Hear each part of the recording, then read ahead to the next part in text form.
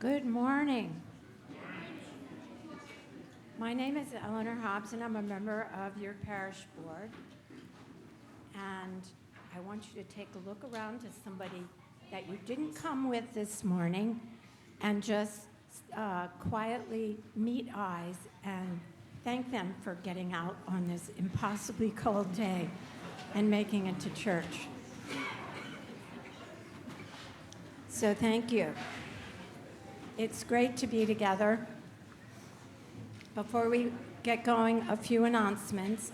I do want to point out the yellow insert in your order of service, which has a detailed list of upcoming events and how to do things and go to things and things that are happening at church. So the announcements are just going to be a highlight. So last week began our annual stewardship drive.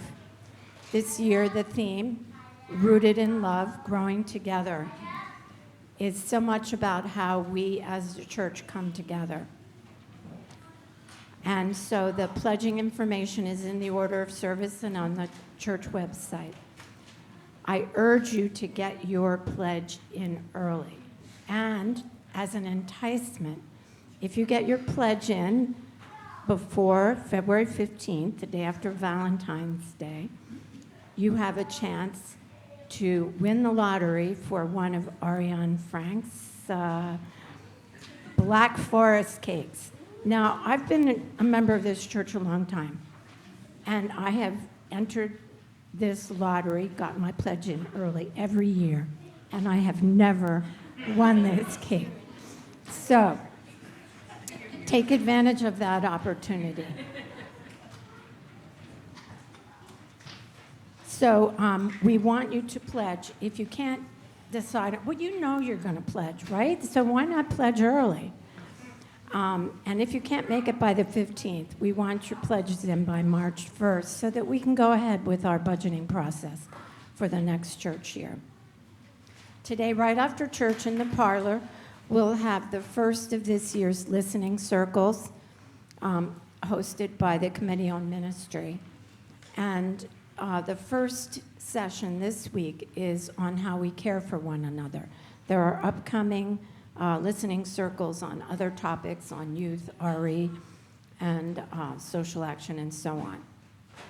If you have any questions, ask Chris, Eleanor Sugarman, or Nalina Bachman. Also, if you're wanting to learn more about Unitarian Universalism, Chris and Alex, our new welcoming coordinator, are hosting a series of Journeying to Belonging classes. Last week was the first one, and lots of people came, which was wonderful. But if you have more questions, ask Chris. So for now, center yourself. Find a comfortable posture in your body, which is grounded in your feet and in your body. And take a deepening breath. And on the out breath, center yourself for our worship together.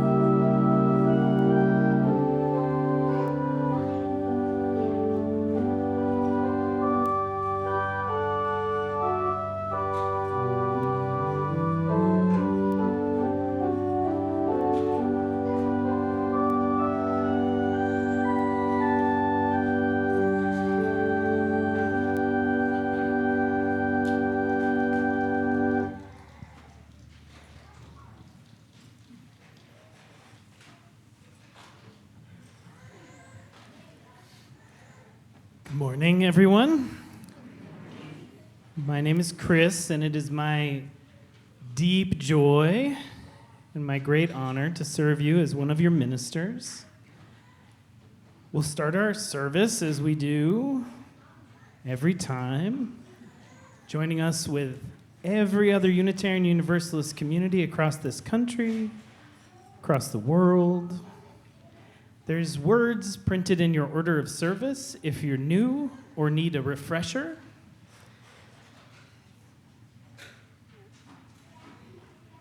Please join me in saying, life is a gift for which we are grateful. We gather in community to celebrate the glories and the mysteries of this great gift. and we'll invite you to rise in body, rise in spirit, and join in the first hymn. It's in your insert. Ina, lead us the way. Joy in the morning.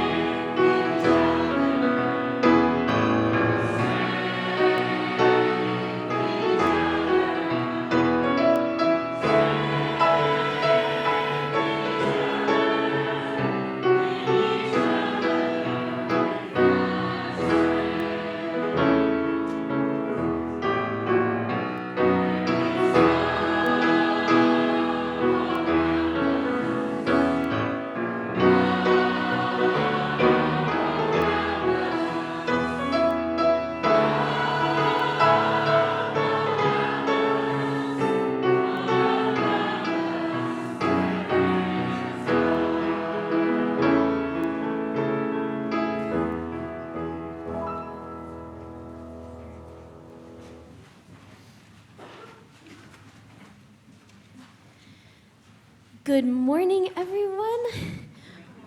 My name is Rev Martha, and with Rev Chris, I have the joy of serving as one of the ministers of this lovely congregation. This morning's worship is multi-generational.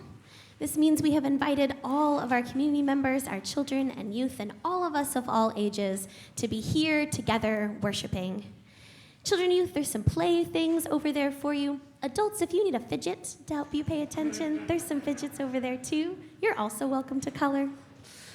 You're welcome to play there. Our nursery is open. Whenever you want to go downstairs, you can.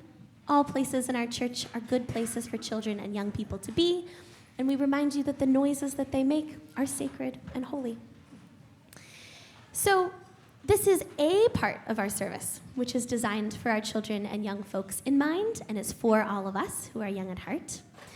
Instead of a story this morning, I have for you a game. We're going to do a couple of things a little bit differently in our worship this morning, and so I invite you into this in a spirit of levity, of creativity, of goofiness, of silliness. For some of us, that spirit is super accessible, and for some of us, that spirit is a little uncomfy. Wherever you are, we welcome you into this game. Here's how it will work. Okay, I'm going to make a movement with my body without making any sound. And then I want you all to make the sound you think might go with that movement. All at the same time, a glorious cacophony of whatever it is. And then I'll ask for some volunteers if anyone wants to make a movement with their body in just a minute. So think about if that's something you feel brave enough to do this morning. Okay, how are the instructions? Feel clear? Okay, ready? We'll try one. Nice work. You're good. Okay. Beautiful. You got it. Okay. Interesting. Very nice. Reverend Chris, would you like to lead us in a movement?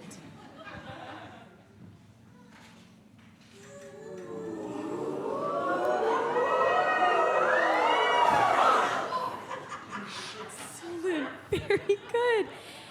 Anybody feeling particularly brave, children and youth included, or those who are young at heart, want to come up to the front? Margaret, go for it.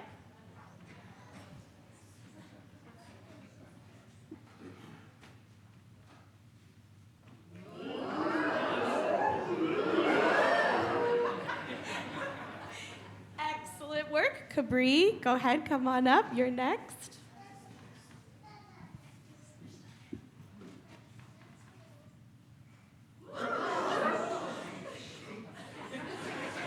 Very good. All right. Anybody else? A movement you might want to make? Yeah, Headland, come on up.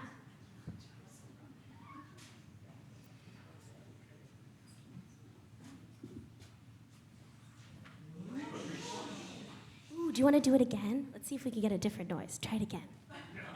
Wow, nice work. Awesome. Anybody else?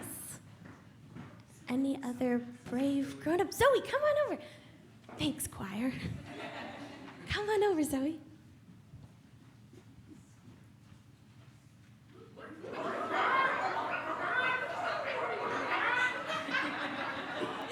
Excellent. Okay, here's one for me.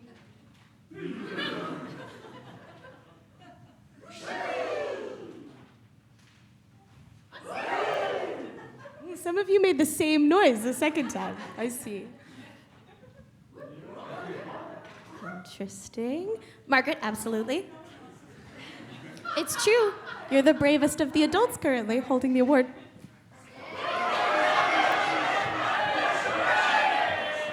That was the best one. Absolutely, Capri. Yeah, you want to do it again? You super can. Katie will do it. Okay, Katie next, and then Capri, you're on deck. Katie and Kitty, here we go.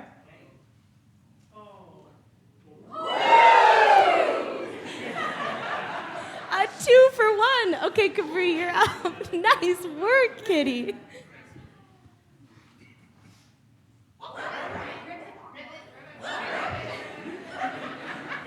Nice work. I see some imagination happening. All right, 1 or 2 more. Any grown-ups? Margaret did an excellent job modeling. Jean, very brave. Come on up.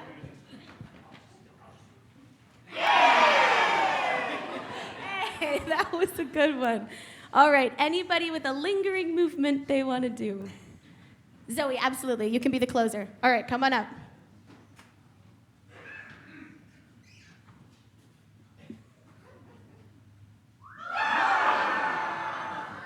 Excellent work. All right, round of applause.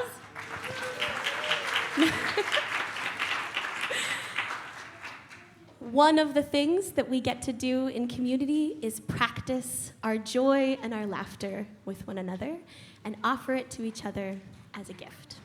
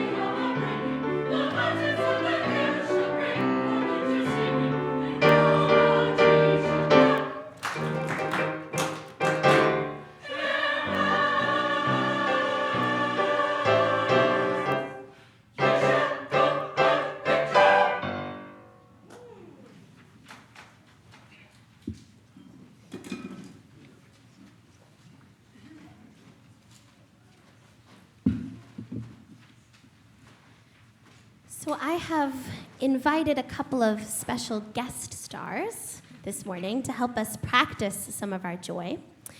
So I get to invite forward our first special guest star to come on up here.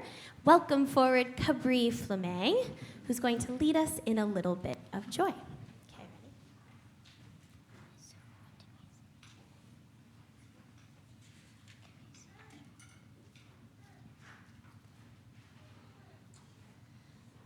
What did the house say to the house? What? Give me a house. Excellent work. Can we give Cabri a round of applause?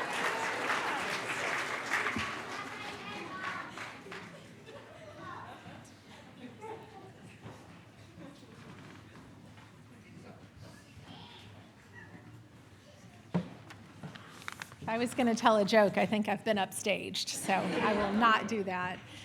Good morning, everybody. I'm Katie Sasser, and it's my pleasure to share a few reflections as part of our stewardship campaign, which Eleanor reminded us kicked off last week when Marianne and Louise introduced it in our services. And I see Louise and Laura and Danielle and Lisa, and thank you all for what you're doing on the committee to get us moving so far.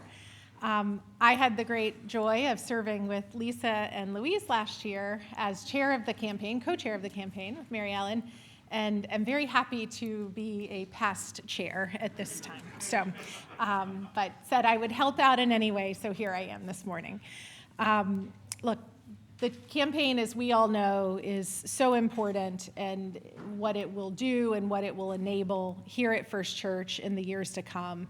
The importance that we are still rooted in love and growing together really holds something, and we're so happy to see that theme continue.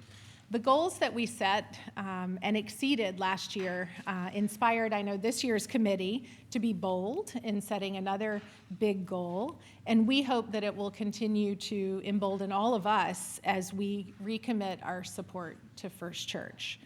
Last year, there was a bit of an official through line anytime I talked about the campaign, but I thought it would be fun to share a few personal reflections as I think about stewardship and what it means here. In our family, in the Sasser family, we feel like we give our time and our talents in many ways here in the church. For Harry, that means youth group and on stage in the musical. Harry's terrified that I've mentioned his name. Now in coming of age and in our youth group. For Trey, who will also be embarrassed that I'm saying his name, it's been as a member of our music committee with Ian and the crew, and also the seating plans and sales for any ticketed event here at the church. If you've bought a ticket, my husband knows about it, I tell you. And for me, it has been in service to our stewardship campaign thus far. But also our financial gifts to First Church are equally important, and we will continue to step up in our household with our annual pledge to continue the good work of this congregation and community. As we reflect this morning and really think about joy and what it means for us, it really does ground us in this special place. Our family feels it every time we're here, whether we're here in support of each other and perhaps the Patriots, as we are today. We have joy in our moments of worship, in the beauty of the music, and thank you, choir, that was so lovely today, in the laughter, in the voices, in the joke telling, and the energy of our children, and in our shared regard and love for each other, and especially our hope and commitment to bring joy to our fight for a better today and a better tomorrow. Joy's special. I actually have an Aunt Joy, so it's a word that means lots of things to me, but it's here, and we have to open our hearts to it. And I love that it does connect so lovely to our campaign. It flows through the roots of this congregation. It creates depth and strength as we all really seek to grow and love more together. And it's celebratory. So let's lift ourselves up. Let's lift up this campaign and really commit to the hard things that we need to do in this special place and in this world. So thank you so much for all that you have done. If you have committed to the campaign and are already entered in to the raffle for Ariane's special Black Forest cake, but if not, we hope you will continue to reflect on what First Church means as you think about your contributions in our fiscal year 27 campaign. Thank you.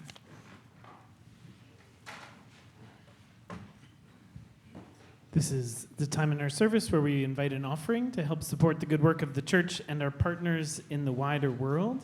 And our sharing of these plates has also been a source of great joy, largely because a lot of these incredible nonprofits have lost or have very precarious funding these days. And so their mission in the world makes such a difference, and our support of their mission makes such a difference. So this month, all month, our offerings will be shared with the Unitarian Universalist Urban Ministry, a wonderful organization that we have a many decades-long relationship with, serving at the intersection, in their words, of race and place in Roxbury, just up the street.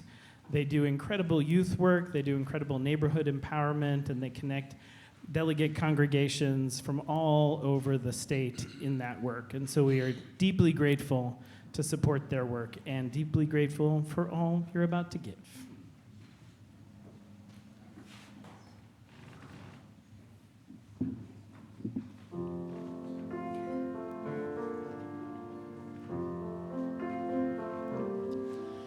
I see trees of green, red roses too.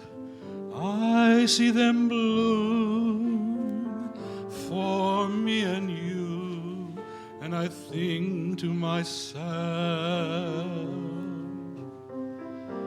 what a wonderful world.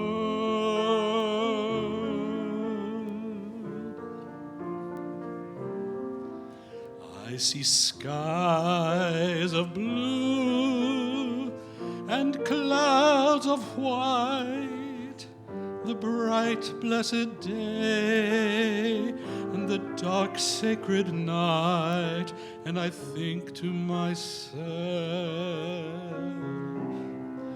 what a wonderful world.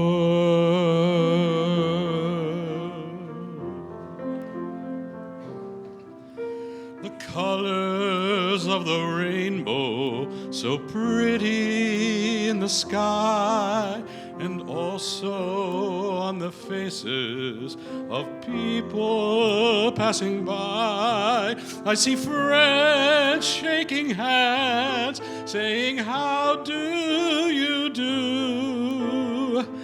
They're really saying, I love you. I hear babies crying, I watch them grow. They'll learn much more than I'll ever know. And I think to myself, what a wonderful world.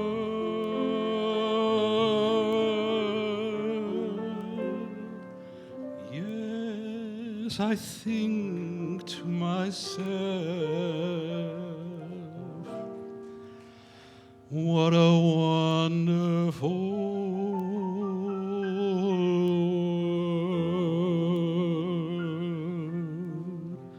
Oh, yeah.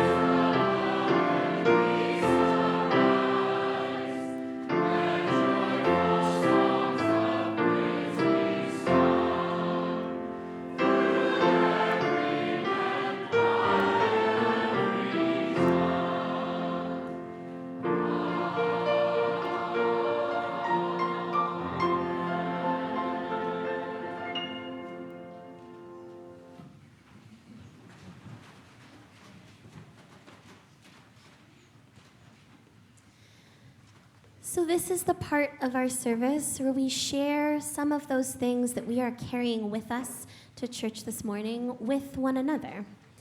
We know that everyone comes into this place carrying the joys, the sorrows, the milestones, and memories from their own lives. One of the things that we do here as a community is love and take care of each other. So when we share with one another, it helps to connect us. We are also reminded that the things that are happening to you and are important to you are important to us. They matter.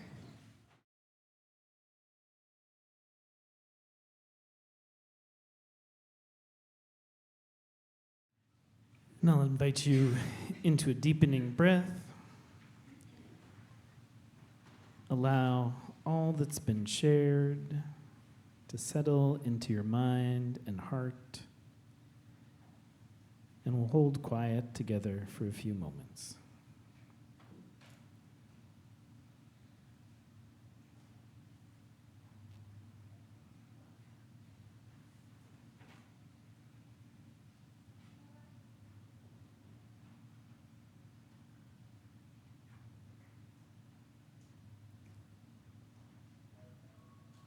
Precious and powerful source of all life and all love,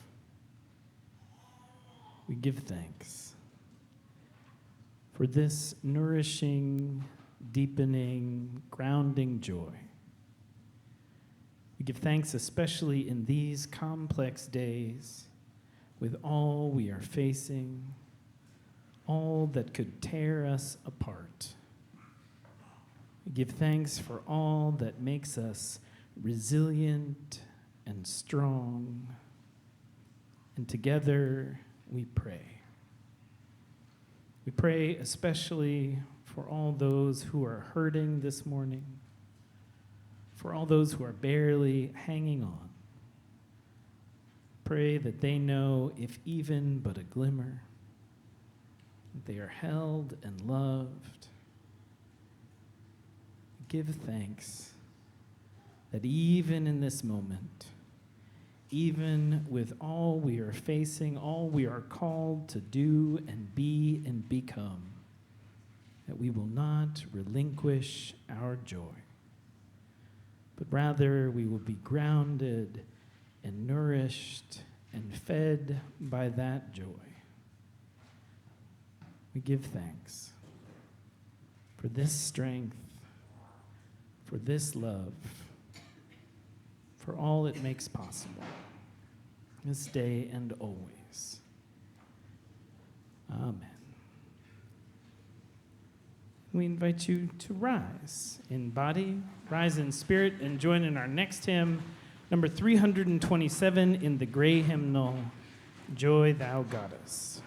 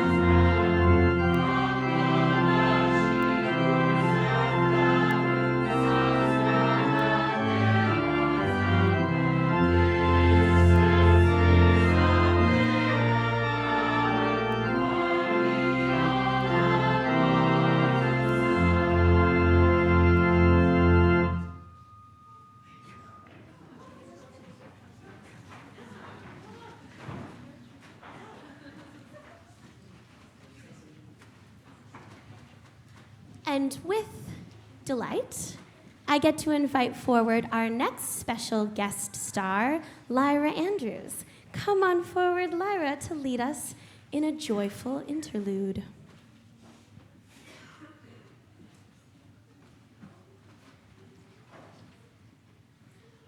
What did the big flower say to the little flower?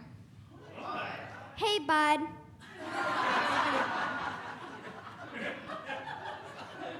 What has 4 wheels and flies? What? A dump truck.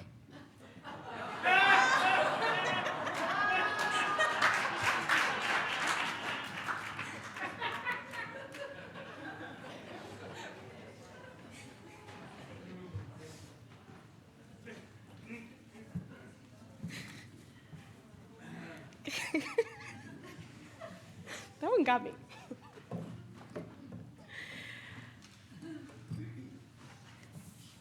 Okay, so I have one. How many Unitarian Universalists does it take to change a light bulb? How many? We choose not to make a statement either in favor or against the need for a light bulb.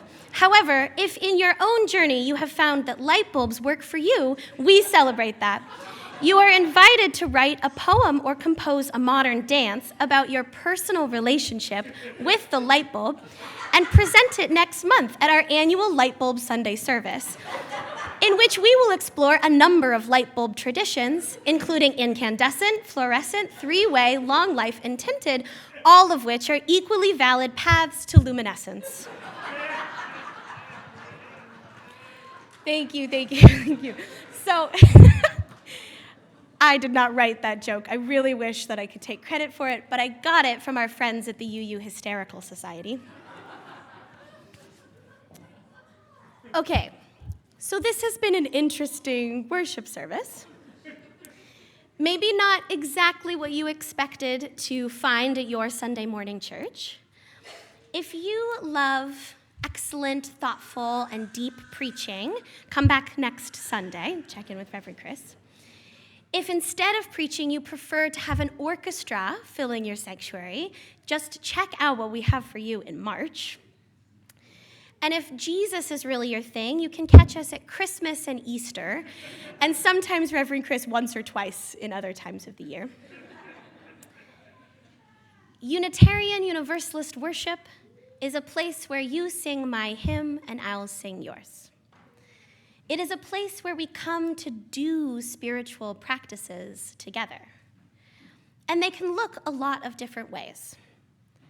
Sometimes it is a place where we come and set heavy things down. Sometimes it is a safe place to cry. Sometimes it is a place where we learn new things or challenged by new ways of being. And sometimes it is a place where we come to laugh. The children and I have put together this worship for you in order, in part, to make you laugh. We have also put this worship together for 2 reasons. The first is that a special thing about religious community is that we are granted this sacred laboratory where we get to practice the skills that we need for outside of our walls. And we get better at what we practice. So we do a lot of things in community. We encounter new beliefs, we practice working through conflict, we make soup for one another. I have learned how to make pasta for 125 children. We participate in the moral formation of our children and youth and of each other. We practice resistance, we share our resources. And one of the many things that we get to do is joy production. Here we come, create joy, and offer it to one another as a gift. Some of our younger community members have offered us the gift of laughter this morning. Our joy matters. It matters all the time, and it matters now. Because we are all here together, and because many of us read the news, some of us too much, me too much, I won't define the moment we're in for you, but I'll trust you when I say this is a challenging time. one of the things that we know from global history and the history of our neighbors is that authoritarian leaders target joy. They come for the arts, for music, for comedy. I have learned a lot from Scott Nakagawa, who writes, authoritarian leaders are particularly threatened by satire, comedy, and ridicule. It's not merely vanity, though vanity plays a role. It is structural. The authoritarian myth requires the leader to embody the nation's strength and will. The leader must be taken seriously because then the project is taken seriously. But ridicule and comedy breaks this spell. It reminds people that the emperor has no clothes.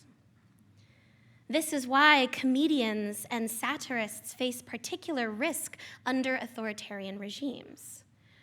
It is also why ridicule and comedy and laughter are key effective tools of resistance. Not because it changes the minds of authoritarians, but because it changes the emotional climate for everyone else. Fear is hard to maintain in the presence of laughter. This is why I invited some of the finest comedians of our community to lead us in laughter. Because when we allow our joy to be taken away from us, we become easier to control, to manipulate, to be tricked into believing untrue stories about our neighbors and about where our suffering comes from. It's a tactic of repression, and unfortunately, it is an effective one. When we are cast into despair, we turn away from one another. We burn out of the good work of tending to each other. We may find ourselves at risk for looking for others to blame.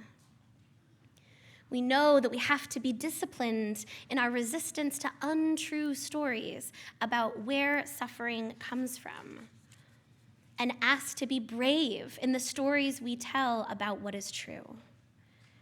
It is true that we all belong. It is true that we all have a right to be free. It is true that each one of us is inherently worthy exactly as we are. It is true that not one of us is deserving of more or less love than any other one of us. And our practices, our experiences of joy are not extra from our movements for liberation and justice. Joy is central. Joy is important. Our Puritan ancestors, from whom we inherited some of our New England culture and some of our traditions in Unitarian Universalism, made laughing in the streets illegal. They knew how important joy was for people to connect to each other and to their sense of belonging. They knew if people had joy, they might start to question some of the limiting laws that they lived their lives under. They knew that that joy sometimes unlocks a belief that we deserve more. Joy is not a reward that you get once you have suffered enough. Joy is not a prize to be won for having suffered the most. Joy is not waiting for you out of reach, waiting until you have everything or everyone has everything and everything is perfect before you can have it. Instead, as the lyrics from our hymn, which come from Scripture, says, joy comes in the morning. Joy comes in community. Joy comes from the spiritual discipline of practicing delight.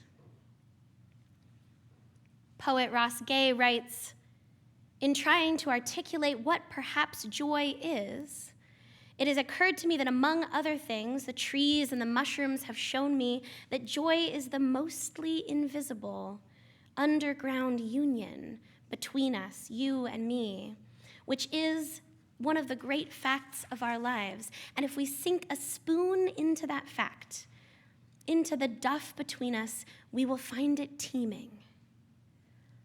It will look like all the books ever written. It will look like all the nerves in a body. We might call it sorrow, we might call it union, and once we notice it and bring it into the light, might it become flower and food Might it be joy? One of my delights is our youngest community members telling me their jokes. And I am curious about your delights. I am curious about what alights your soul, what connects you to who you are, and what is important. What joys make you remember that we all deserve more? Because we need it. We need to remind one another of it, because it is not extra for this community. It is not extra for our movements of resistance to repression. It is at the center. May it be so, and amen. So, we're going to practice. Okay, this is called the communion of delight. If you open your order of service, you will find I'm kidding. You will find a heart-shaped sticky note. If you don't have one, give a little wave, and one of our ushers can bring one to you. Children and youth in your play area, there's some extra heart-shaped sticky notes on the tables. You also might have received a writing utensil, or you can share one with a neighbor. If you need a writing utensil, again, if you give a little wave, we'll help you get one. Our children and youth have lots of writing utensils, so you can visit them. So, in a moment, I'm going to ask you to write down something that brings you joy, something that helps you connect to your own wondrous sense of delight. This can be a very small thing. It can be a very big thing. For some of us, this is going to feel easy. For some of us, this is going to feel challenging. If you need help writing your delight, tell it to somebody next to you, and they can write it for you. I'll invite you to write down something that you would be okay sharing with another person or a group. All right, I'll give you a moment to write.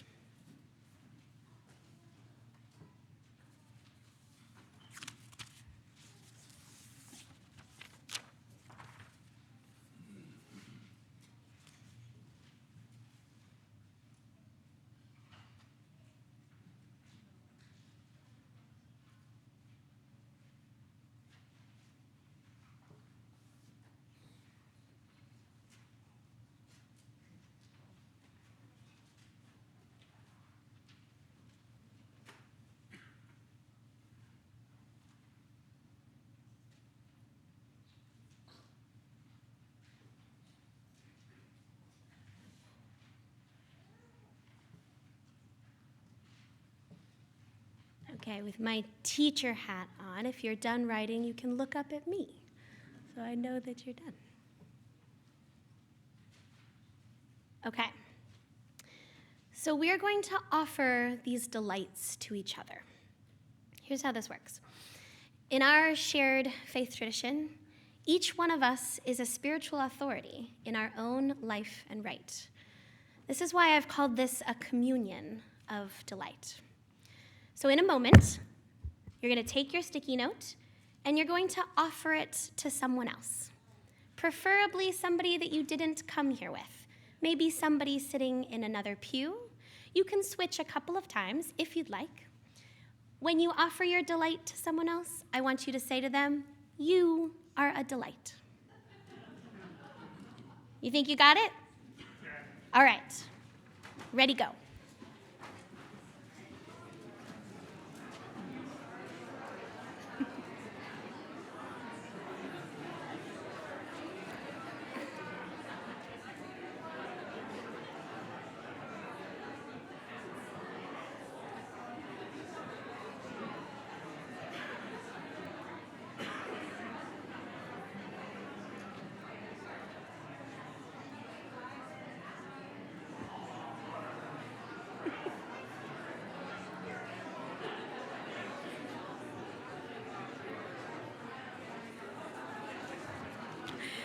All right, come on back.